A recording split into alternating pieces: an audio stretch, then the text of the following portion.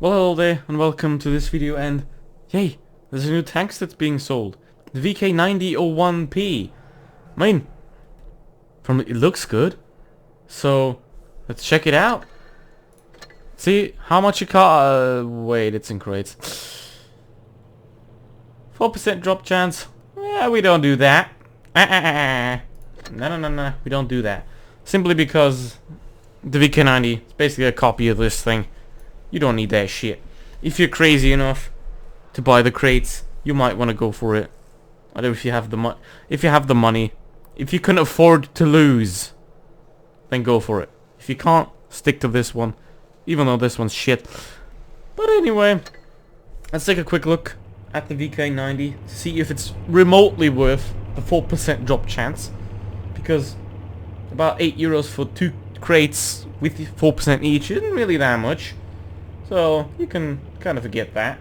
What does it have? Well, 460 alpha damage, 2400 HP, 304 armor, blah blah blah. It's kind of boring, it's kind of standard.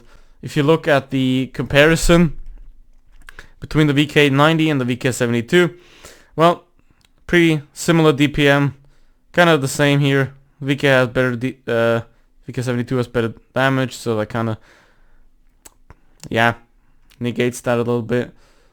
Then again, like the VK is just a little bit better in general than the VK. However, the VK is shit, so it doesn't really mean anything. So, for example, if we add a chieftain here, you can already see that there's a lot of green here. There's quite a lot of green here. So fuck this thing. Fuck the crates. Don't buy it. Alright? Don't do that to yourself. But if you would be crazy enough, then I'm not gonna waste my money on that shit. But let's play a game in the VK72 to remotely show you how it works, because it's basically just the same.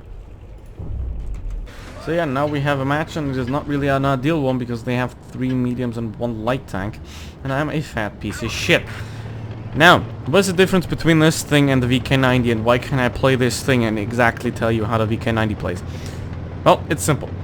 Armor is pretty much the same. The VK90 has more turret armor, but this one has better shaped turret, so it kind of goes out to the same. Hull armor is basically also the same, and then the only difference that the 2 tanks actually have, because the mobility is also identical, the only actual difference that they have is that the VK90 trades weak spots for less alpha damage.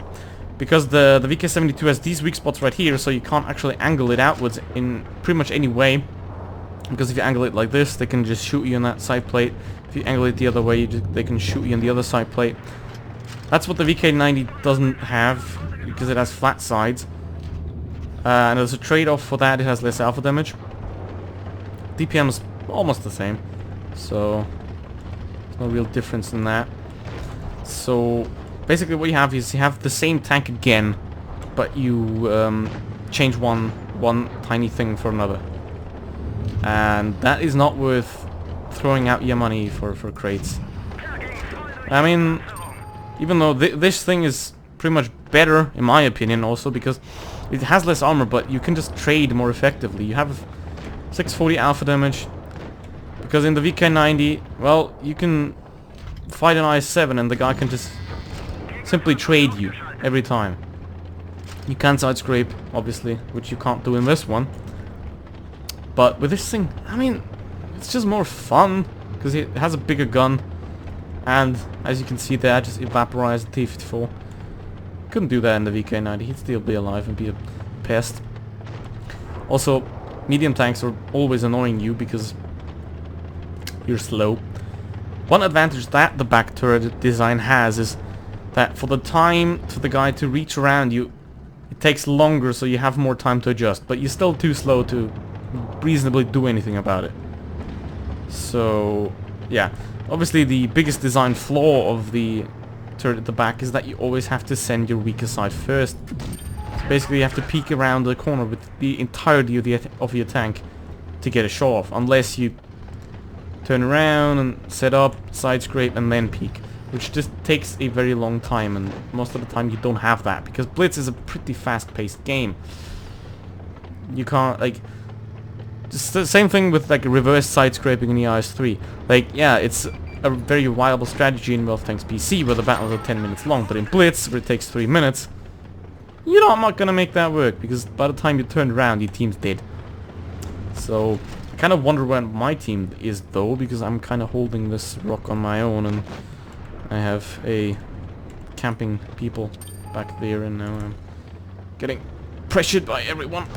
Fucking hell. Kill this guy. And I'm gonna die. Cause, yep. I mean, yeah, I got stuck there. But that's basically it. You gotta think, is it really worth to waste all your money to get a tank that is pretty much the same as this one, only for the trade-off of no weak spots, but less alpha damage? Are you really willing to waste your money on that shit? Are you really doing that? Are you really not gonna like either? I hope you are. Otherwise, I will find you. And I will make you like. See you in the next one. Goodbye.